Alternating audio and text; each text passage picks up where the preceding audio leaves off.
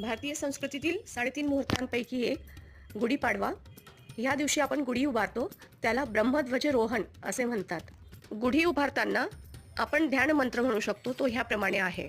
ब्रह्मध्वज नमस्ते तू सर्वाभीष्ट फलप्रदे प्राप्तेस्मिन संवत्सरे नित्यमदग्रहे मंगलम कुरु.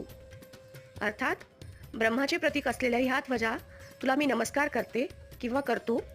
सर्व प्रकारचे शुभ फळ मला मिळू दे.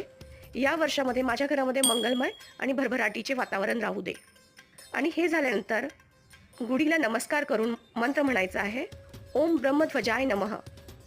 3 वेळा हा मंत्र म्हणायचा आणि गुढीला नमस्कार करायचा आणि आपली मनोकामना गुढी देवतेला सांगून ती पूर्ण होण्यासाठी प्रार्थना करावी.